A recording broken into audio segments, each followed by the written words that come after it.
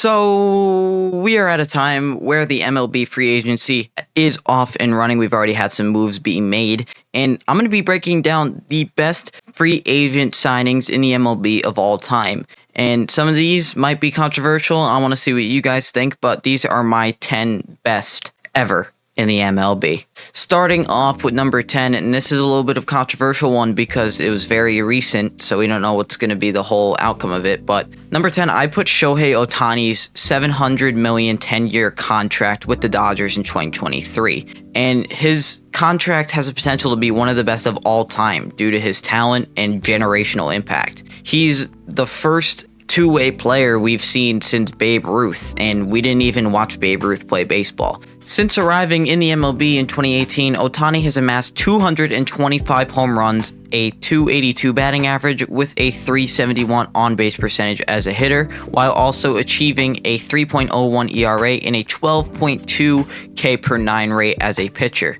Even though he had an injury this year and didn't pitch due to getting Tommy John in his elbow, he has been an unreal player. His 2021 MVP season showcased his elite two-way ability, hitting 46 home runs with 100 RBIs and 26 stolen bases while maintaining a 3.18 ERA, striking out 156 batters over 130.1 innings. His 2023 season was equally as good. He led the league with 44 home runs before his elbow injury, where he had to get Tommy John. It cut his pitching short, proving his impact as a dominant hitter even when he wasn't on the mound. His presence provided flexibility, filling two roster roles in one and adding immense strategic value to any team, while his global appeal and status as one of Japan's most beloved athletes making him a marketing powerhouse. This is far from just him as a player. He has completely elevated the Dodgers with his popularity and his reach into Japan.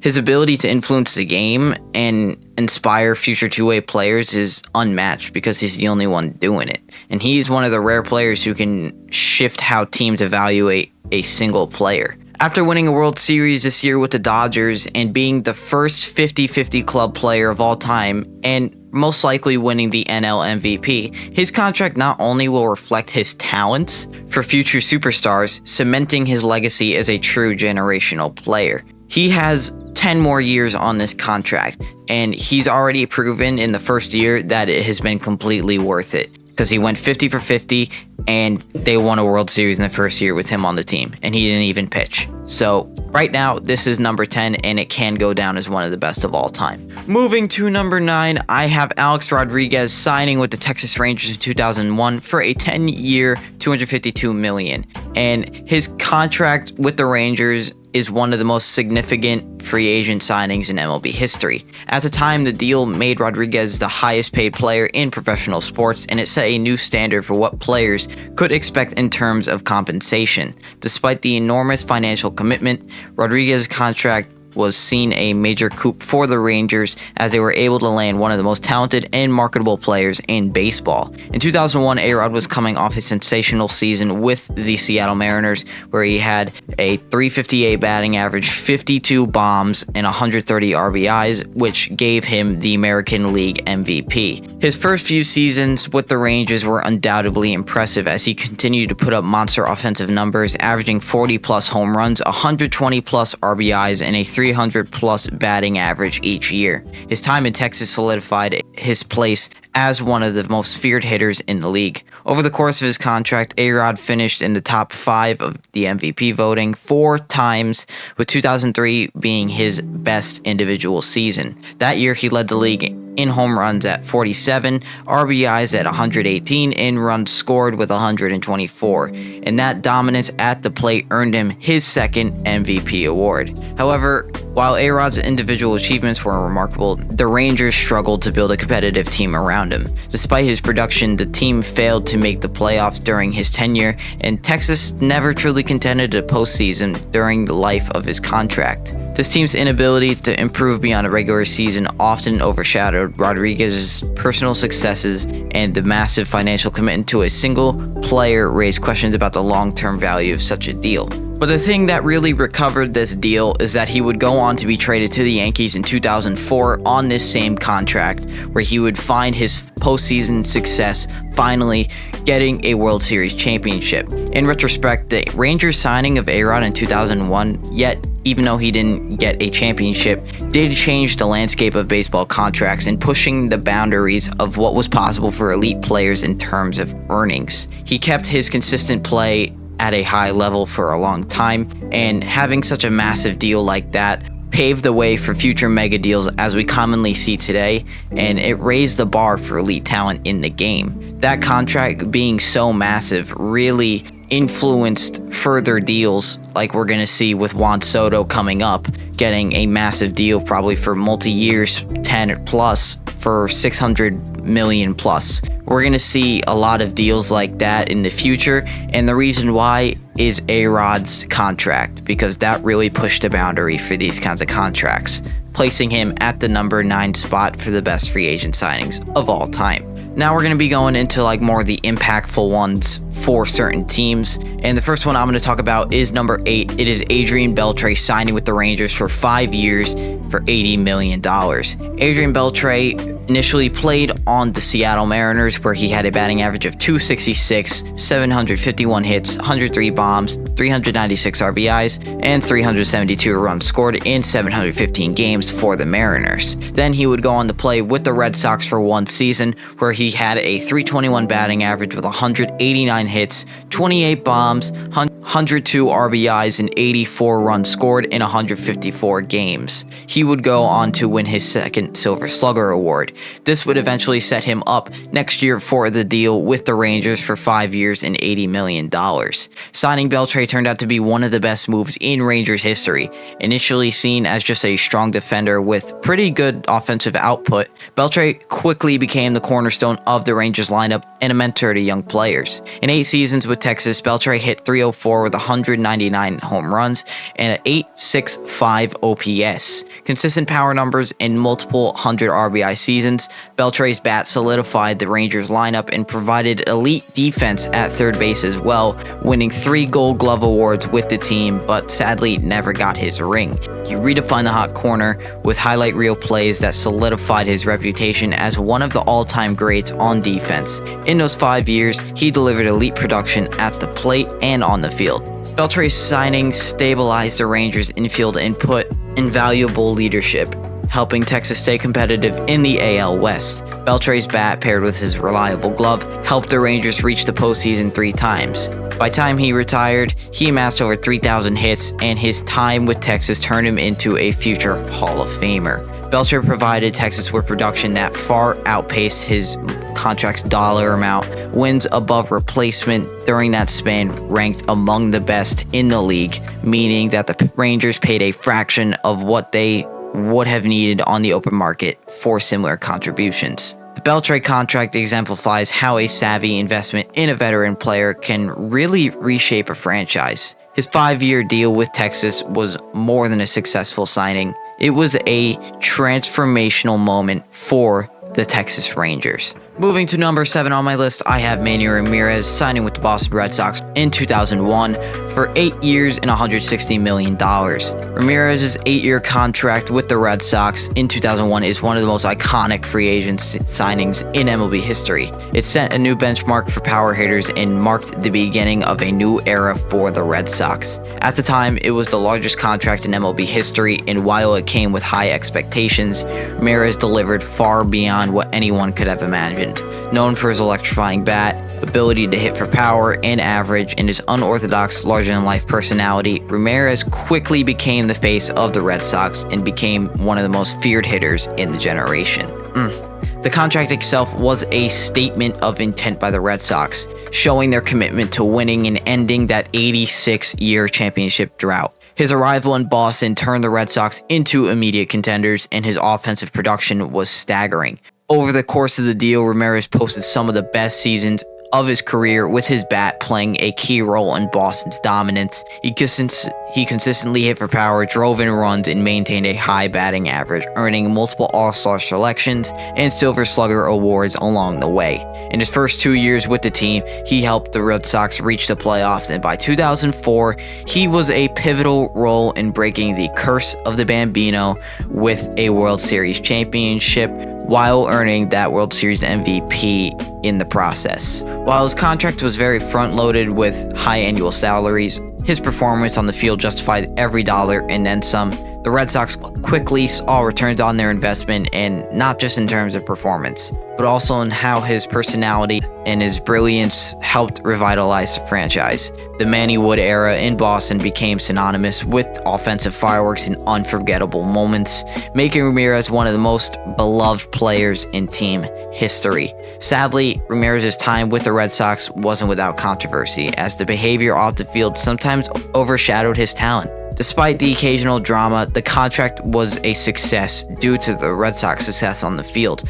They broke a massive World Series drought, and his contribution to the team in that year is unmatched with how that contract is benefiting the team. Not just in terms of on-field production, but in changing the culture of the organization and ending decades of frustration. His contract is a perfect example of how a superstar free agent signing can completely, and I mean completely, alter a franchise's trajectory and deliver immediate, lasting results, making them one of the most popular teams of all time. Moving to number 6, we have Reggie Jackson signing with the Yankees in 1977 for 5 years and $3.5 million.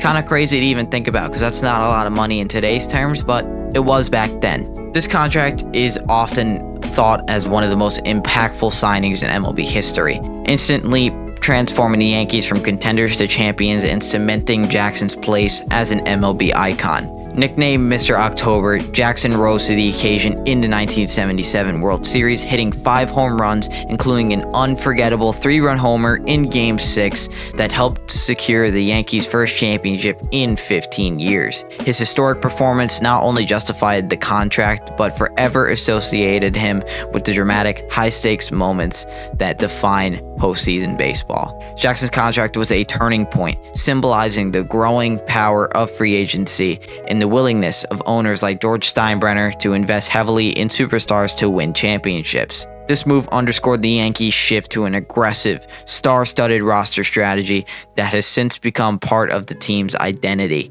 Jackson's signing brought immediate results on the field and significant media attention. Intensifying the national spotlight on the Yankees, his presence revitalized the Yankees team that had been chasing glory for over a decade, and his larger-than-life personality made him an instant superstar in the NYC. His clashes with manager Billy Martin and unapologetic confidence captured headlines, bringing an element of drama and entertainment that captivated fans and media alike. Reggie Jackson had a .281 batting average with 661 hits, 144 homers, and 461 RBIs in his career for the Yankees. But what's even more impressive is his postseason stats with the Yankees.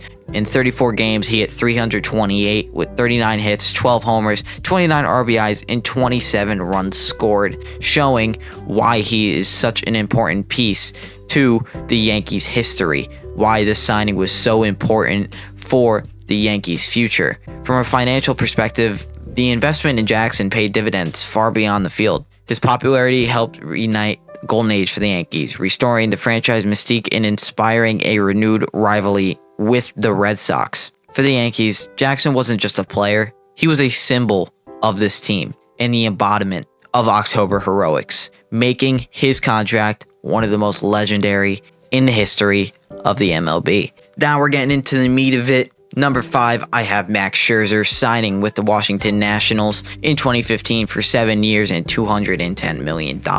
At the time of the signing, Scherzer was coming off a dominant stint with the Detroit Tigers, where he won the AL Cy Young in 2013 and established himself as one of the best pitchers in the game. The Nationals made an aggressive push to acquire him, recognizing that their championship window was wide open and they needed an ace to anchor this rotation. The contract, which made Scherzer the highest paid pitcher in MLB history at the time, was a gamble for the Nationals, considering his age, which was 30 at the time of the signing. However, Scherzer's performance more than validated the investment.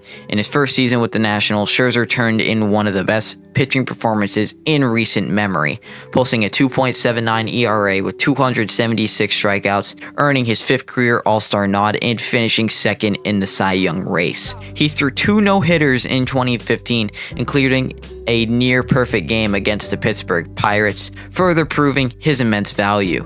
Scherzer's ability to overpower hitters with his fastball and slider, combined with his unmatched control, made him a nightmare for opposing offenses. Over the course of the contract, Scherzer continued to dominate. He would go to win 2 more Cy Youngs with the Nationals in 2016 and 2017, further justifying that massive contract. His leadership and ability to handle the big moments were integral to the Washington postseason pushes. And even though they didn't capture a title within his first few seasons, in 2019 he played a crucial role in winning a World Series with the Nationals. He delivered key starts and mentored younger pitchers like Steven Strasburg, whose breakout performance in the postseason was instrumental. His leadership both on and off the field contributed to the culture of winning that culminated title. Looking back, Scherzer's 2015 contract is seen one of the best pitching investments of the modern era. The Nationals were able to contend for championships year after year, and Scherzer's dominance in his prime helped solidify the franchise's place as one of the top teams in the National League. He's going to be a Hall of Famer one day, so this even justifies his contract further. This signing proved the Nationals with a top-tier ace for nearly the entire length of the deal, and the return on investment was evident in both his performance and the team's sustained success. No question about it. Moving to number 4, and this one is number 4 because there wasn't any postseason success, there wasn't any titles because of it, but this was a massive contract as well. Barry Bonds signing with the Giants in 1993 for 6 years and $43.75 million. Prior to joining the Giants, Bonds was already a superstar with the Pittsburgh Pirates, but his move to San Fran marked the beginning of his ascent into the game's most feared hitter. His arrival provided the Giants with immediate offensive upgrades, but it also positioned them as legitimate contenders in the NL. Bonds' impact was felt right away as he put up monster numbers, winning his first MVP in 1993 and leading the league in home runs, RBIs, and walks in his first year with the team. His signing is particularly notable because it represented a shift in the way teams valued free agents, especially star players who could change the complexion of a lineup. At the time, his contract made him the highest paid player in the game, reflecting the growing power of free agency and the increasing financial resources available to MLB teams. However, what made this contract truly historic was the way Bonds leveraged his massive talent to take his game and the Giants' chances at success to new heights. Over the life of the deal, Bonds would go on to win 5 MVP awards with the Giants, break the all-time home run record, and solidify himself as one of the most dominant players in the sport's history. His deal with San Fran was more about than just his statistics. It marked the beginning of the Giants' transformation into perennial contenders and an era for the team. His presence helped the Giants define their identity for the next decade, from their remarkable success in the late 1990s to their eventual World Series championships in the 2010s. Off the field, Bonds became a lightning rod for controversy due to his ties to the steroid era, but diminished the remarkable on-field impact of his contract. His signing changed not just the Giants' fortunes, but the entire landscape of baseball, influencing the way teams would think about acquiring talent and building rosters in the years to come. Bonds' 1993 contract is a testament to how a single player with a mixture of unbelievable and rare talent and immense market value can reshape the future of a franchise and the game itself. Moving to number 3, we got David Ortiz signing with the Red Sox in 2003 for a 1-year, $1.25 million deal, then a 2-year extension, 4 years, $52 million after that, and then his forever contract with the Red Sox. At the time, Ortiz was still viewed as a bit of a question mark, having been designated for assignment by the Twins due to concerns about his batting average and defensive limitations. However, the Red Sox saw potential in the power-hitting first baseman designated hitter and took a chance, an investment that would pay off in far ways beyond anyone's expectations. In 2003, Ortiz had a solid debut with the Red Sox, hitting .288 with 31 bombs and 101 RBIs, quickly establishing himself as one of the most feared hitters in the AL. But it wasn't until the following year that Ortiz would finally and truly find his stride and become a legendary figure in Boston sports history. Over the next decade, Ortiz would become the heart and soul of the Red Sox lineup, known for his clutch hitting, leadership, likability, and ability to deliver in the most high-pressure situations. In 2004, just 1 year after signing the Maddux contract, Ortiz played a pivotal role in the Red Sox, breaking the curse of Bambino, leading the team to a World Series title and winning the ALCS MVP along the way. Ortiz's performance and impact with the Red Sox transcended just his statistics. He became a cultural icon in Boston, endearing himself to fans with his charismatic personality and his ability to hit in clutch situations. His ability to hit home runs in key moments, especially in the postseason, helped elevate the Red Sox to a new level of success. Over the course of his years with the Red Sox, Ortiz would go on to win 3 World Series championships, one being in 2004, one being in 2007, and 2013. He would go on to hit 500 plus home runs and earn 10 All-Star selections. He would also be one of the most feared power hitters of this generation, consistently ranking among the league leaders in RBIs and home runs. His 2003 contract is particularly notable because of how little financial risk was involved for the Red Sox. From such a small investment, they were able to secure a Hall of Fame caliber player who would become the centerpiece of their lineup for over a decade. His contract is a shining example of how teams can benefit from taking a chance on undervalued players who are seeking a fresh start. A perfect example we saw this year was Shohei Ohtani signing with the Mets. He was not playing very well. Before that, he was hitting very low average, and then he comes to the Mets and he hits .335. Looking back, David Ortiz's 2003 signing with the Red Sox is a testament to the idea that sometimes the best investments come when you least expect it. What began as a relatively low-risk move to fill a designated hitter role quickly turned into one of the most successful signings in baseball history, turning Ortiz into a franchise legend and helping the Red Sox build a dynasty in the 21st century. His legacy as one of the most clutch postseason hitters of all time, along with his role in the Boston World Series victories, ensures that his 2003 contract remains one of the best and one of the most consequential signings in the history of Major League Baseball. Number 2 is Greg Maddux signing with the Atlanta Braves in 1993 for 5 years, $28 million.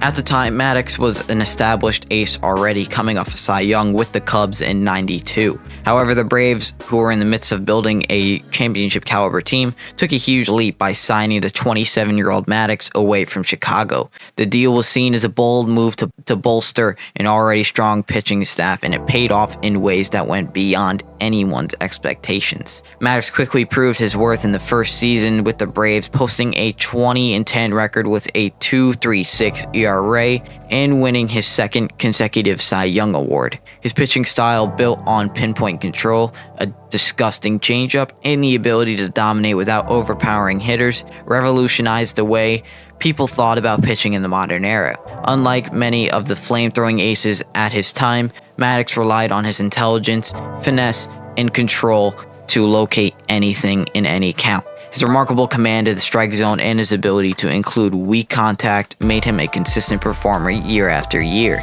Over the course of the contract, Maddux became the cornerstone of one of the most dominant rotations in MLB history.